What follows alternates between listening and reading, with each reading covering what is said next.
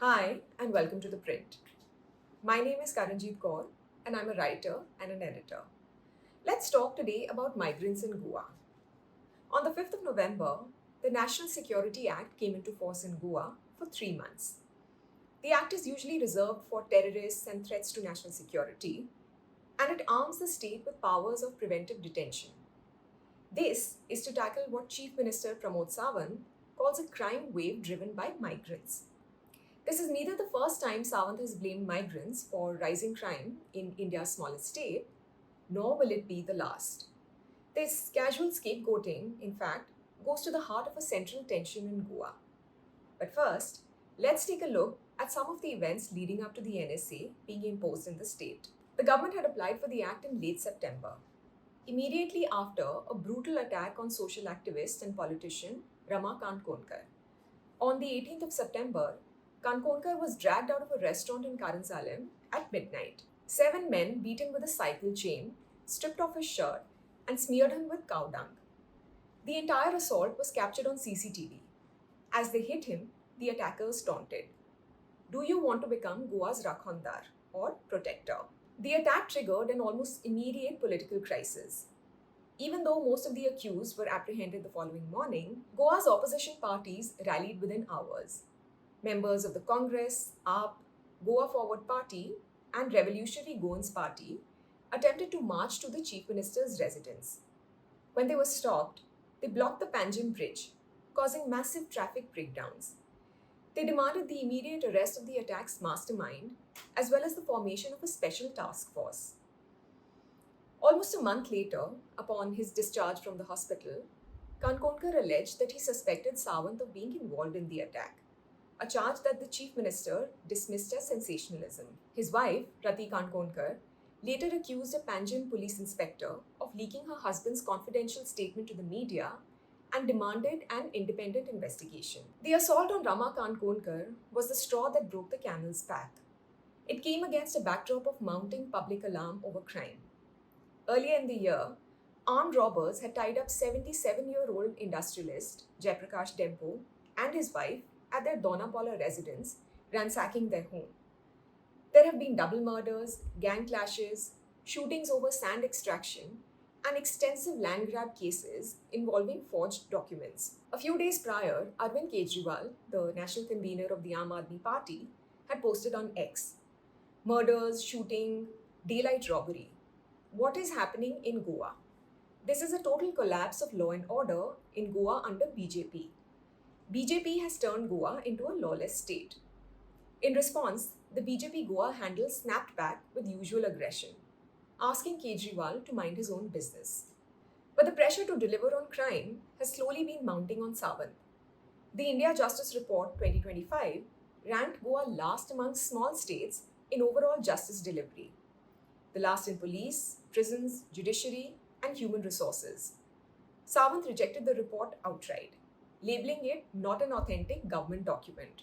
And then came the finger pointing at migrants. It's a strategy that is conveniently trotted out whenever necessary.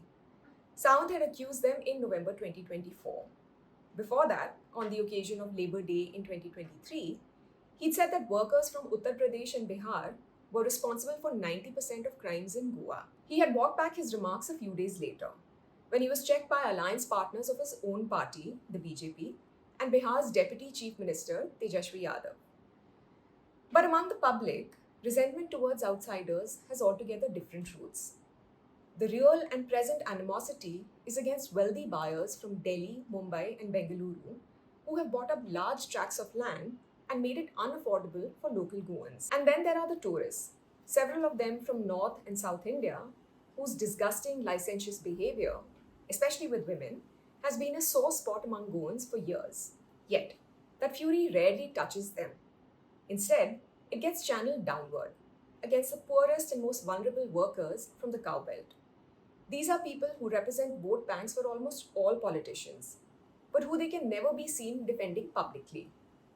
Migrants, unsurprisingly, belong nowhere. In Goa, the BJP and the anti-BJP alliance, which includes Congress, the RGP, and the Goa Forward Party, are united in targeting migrants. The alliance was announced around Diwali and meant to project unity against the BJP ahead of the state assembly elections in 2027. But days later, Manoj Parab, who heads the RGP, threatened to reconsider the coalition.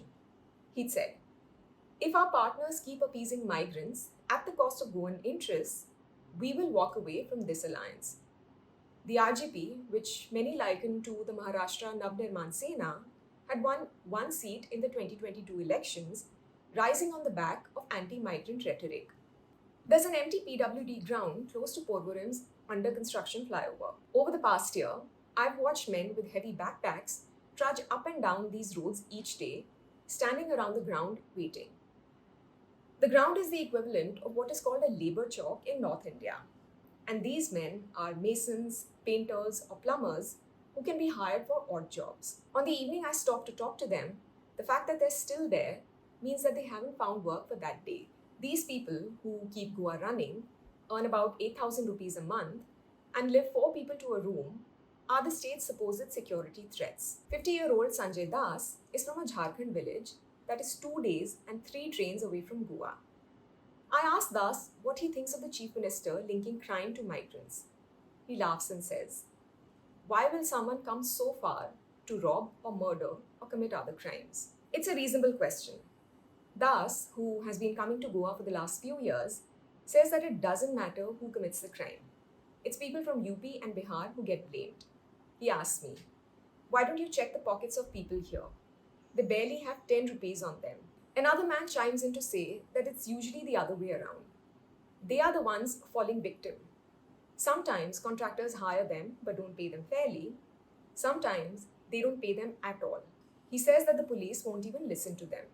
Vulnerable workers with no association, no union, no protection, and no voice make for perfect scapegoats because of their invisibility.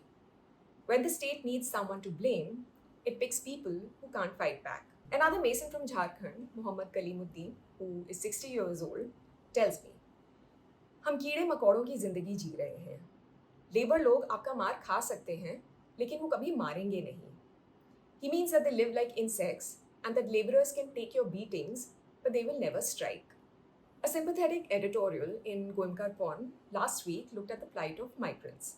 It said, "Migrants form the backbone of the state's workforce, from construction and hospitality to waste management and domestic help.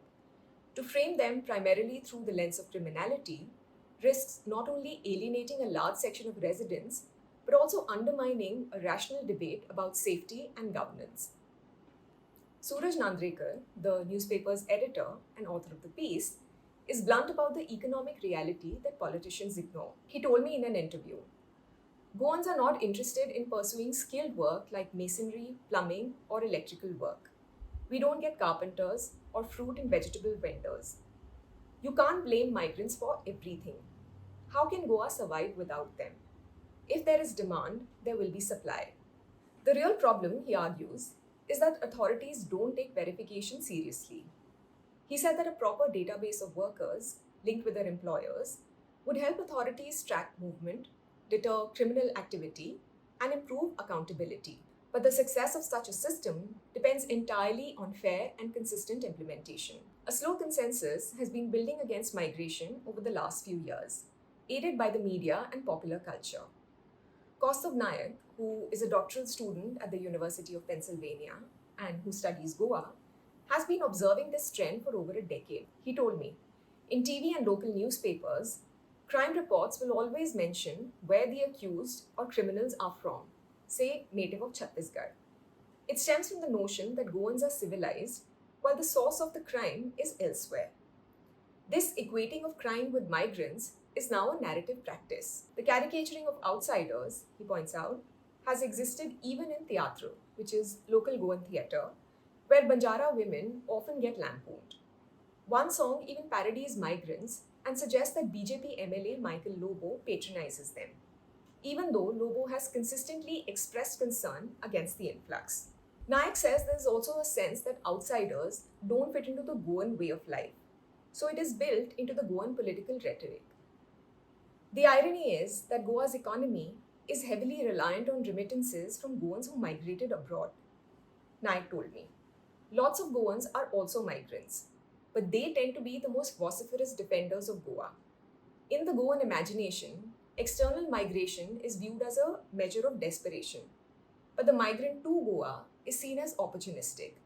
It is easy to hate horizontally. For Naik, the invocation of the NSA shows a government in crisis. That's a sentiment many in Goa share, including Carlos Ferreira, who is the Aldona Congress MLA, as well as the former Advocate General of Goa and the former Assistant Solicitor General of India.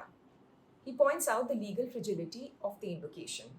He told me, whenever anyone is detained under NSA, there has to be a live link with a crime. You can't link it to something that happened 3 months ago. It will collapse at its foundation. Drawing on his 6 years as a public prosecutor, Ferreira claims that 80% of crimes were committed by outsiders, including fistfights, stone throwing, and murders. But he is also clear about the double standards at the heart of these measures. According to him, there are large numbers of illegal encroachments on Comunidad land by migrants, who stand to benefit from recent land bills introduced in the state. He said, on the one side, the government is blaming them, and on the other side, regularizing them. This is political hypocrisy because they are building a migrant vote bank. But then again, hypocrisy makes the world go around. Meanwhile, the NSA will be in force for 3 months. During that time, men like Sanjay Das will continue to show up at the labor chalk, tools on their backs, hoping for a day's work. They'll keep Goa running, building its homes, cooking its food, and cleaning its streets. And when the NSA expires and the panic subsides, they'll still be here, doing the work no one else wants to do. Still invisible, still the enemy.